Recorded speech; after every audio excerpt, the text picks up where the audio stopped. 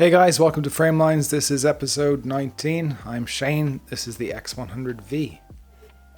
Okay, I'm going to get rid of these people first. We're going to take a look at this over the next 5 to 10 minutes. I'm going to give you my impressions on using it for street photography and more kind of personal photography. I'm going to show you some photos I've taken with it over the last 2 weeks. Yeah, that's all coming up next.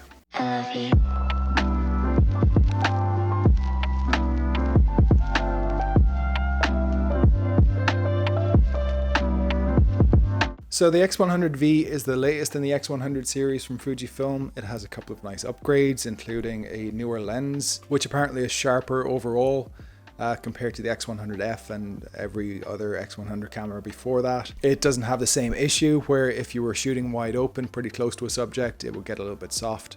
So that's all been fixed somehow. It has the X-Trans4 sensor in this, the same as the X Pro 3 and the X-T4. So that sensor gives you slightly faster, or hugely faster maybe, autofocusing. It gives you a whole 2 megapixels of an upgrade, which nobody's gonna notice. It's dust and weather sealed now, which is a nice upgrade. So it's the kind of weather sealing I guess you get on the WR lenses from Fujifilm. This version has 100% fewer D-pads, so that's kind of an upgrade. It has a flip screen, a little flippy screen on the back. It flips up, it flips down.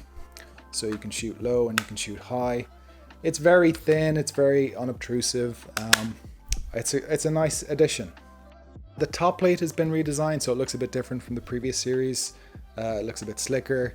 I think there's a new finishing on this. It looks a bit more matte. So they've done a really good job on that. You know, the Fujifilm industrial designers are really going overtime in producing such a unique camera body. So good job. Good job to those guys. So those are all the updates. I'm going to get into my impressions on using the camera for about 2 weeks. I've shot some street photography. I've used it for personal work. So that's coming up in a minute. First of all, I want to show you some photos I've taken with it over the last 2 weeks.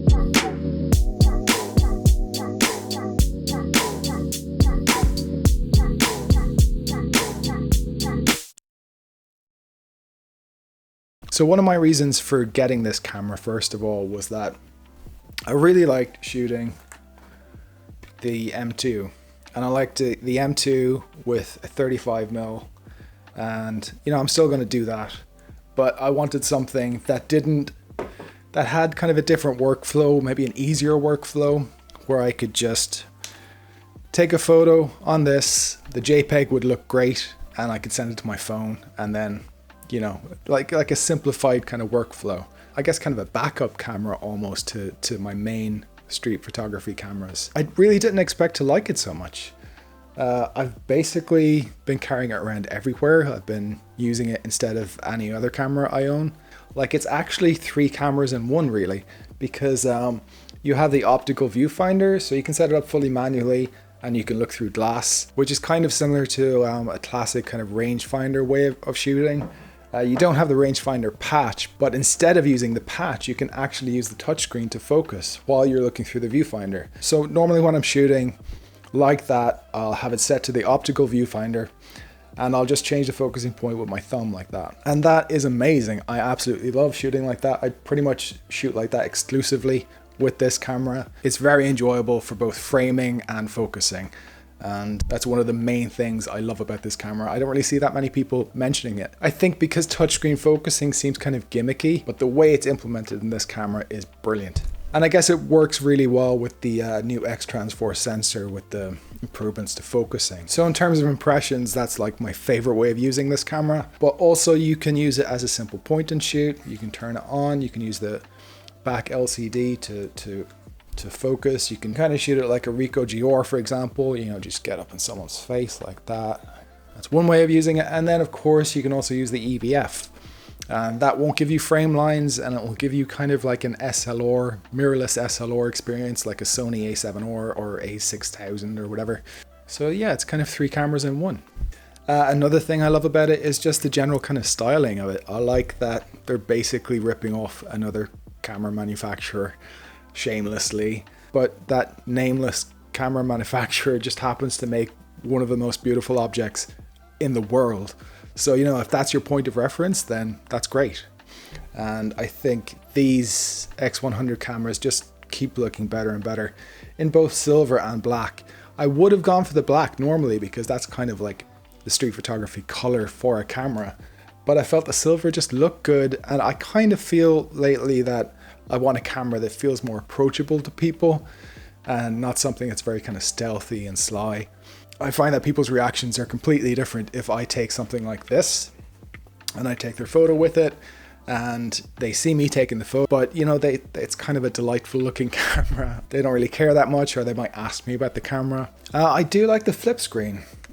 So Fuji kind of messed up with the X Pro 3 flip screen, you could say. I know a lot of people hated it, but with this, it's just a standard implementation. I really wish Fuji would maybe bring out an X Pro 3V or something that had a simple flip screen like that just went up and down. Simple, articulated, very, very thin. It's perfect. I want to talk about some attachments as well. So this square hood here is something I picked up on Amazon. It's by a company called Hauga, I think that's how you pronounce it. But yeah, it's a nice square hood. It doesn't obstruct the viewfinder, which is over here, not here. It's nice, it looks good. It's really well made. The build quality is solid metal. I really like that. And also on the back, I have this thumb rest here, which I also got on Amazon. Pretty cheap. The hood was quite expensive, like £40. This was 20 something. But you know, it's designed specifically for the X100V, and it doesn't block any of these buttons here, so that's nice, which is kind of important. But yeah, it really adds to the ergonomics because you can hold it like that and it just, you know, it's not going to fall out of your hands. So that's kind of everything I love about the camera. Then I guess the cons would be ISO performance. It's an APS-C sensor, so there's only certain things you can expect it to do, really, and high ISO performance is just, it's not great. I don't really shoot above 3200 with this because there's just too much noise, but that's kind of down to personal preference. Like you might think the noise looks a bit like grain. You might be happy shooting much higher than that, but for me personally, even 1600 I think is kind of a limit. So you know, they can only really fix that by moving to full frame, which would be like, I'd buy that camera in a heartbeat if they managed to put a full frame sensor into an X100 camera.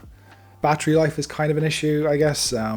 Batteries don't last incredibly long, not as long as a full frame camera. It's kind of an unfair comparison, but you know, I don't like, when I leave the house with this, I know I have to bring 3, maybe 4 batteries with me just in case. But then again, the batteries are tiny. They're no bigger than a roll of film. So if you look at it like that, it's not a huge kind of issue. So I forgot to mention in the upgraded specs that there are additional film modes, 4K 30p. You can shoot 1080p at 120 FPS, so 5 times frame rate slow motion in this, and you still have autofocus. But one of the issues with that is overheating. It overheats like crazy when you start using those kind of intense film modes. I was out in kind of a hot day, it was 30 to 35 degrees, and I used slow mode twice, filming for about 2 minutes each time, and the camera immediately overheated. Yeah, so full frame sensor would be nice. Longer lasting batteries would be nice, but I think you have to make a compromise with most cameras, and they're not much of a compromise really. So that's the X100V. We have a video coming up pretty soon where Josh uses a Pentax 6.7 camera. I think he's taking portraits with it and he's doing some night shots maybe, so that's coming up soon. If you have any questions about the X100V or just kind of general questions about Framelines, leave a comment down below. Like, subscribe, do all that stuff. And to end with, I'm going to show you some more photos I've taken with this. So these were all taken in Hackney Wick last weekend. You know, just hanging out with friends, had this on me. And, you know, whenever I came across a nice scene, I would just take a photo. So it's a perfect example of how you can use a camera like this. So they're coming up next. And yeah, see you next time.